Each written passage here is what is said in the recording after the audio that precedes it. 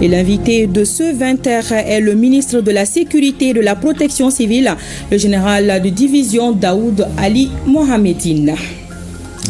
Très heureuse de vous retrouver pour la grande édition de 20h. Vous servir est un plaisir. Bonsoir à toutes et à tous. Et je vous l'annonçais, le ministre de la Sécurité et de la Protection civile, monsieur le ministre, bonsoir. Bonsoir. Avec vous, un communiqué du gouvernement. Merci. Communiqué numéro 0077 du gouvernement de la transition. Le gouvernement de la transition informe l'opinion nationale de l'arrestation d'un groupuscule d'éléments marginaux des forces armées de sécurité maliennes pour des infractions pénales visant à déstabiliser les institutions de la République. Au moment où la nation malienne, unie dans toutes ses composantes, est mobilisée pour consolider notre souveraineté retrouvée et éradiquer les forces terroristes obscurantistes de la Confédération des États du Sahel, ces militaires et des civils n'ont eu d'autres ambitions que de chercher à briser, avec l'aide d'États étrangers, la dynamique de la refondation du Mali.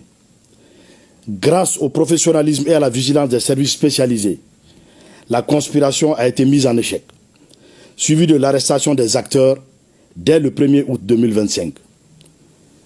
Parmi les personnes interpellées figure un ressortissant français répondant au nom de Visilier Yann, agissant pour le compte du service de renseignement français, qui a mobilisé des responsables politiques, des acteurs de la société civile et des militaires, dont les généraux de brigade Abbas Dambélé et Nema Sagara.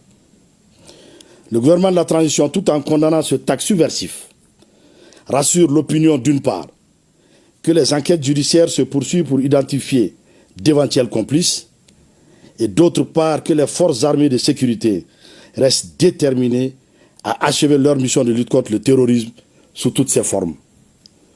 Le gouvernement de la transition rassure également l'opinion que la situation est totalement sous contrôle et invite les populations au calme tout en restant vigilantes face aux tentatives désespérées de déstabilisation qui échoueront toujours, plaise à Dieu.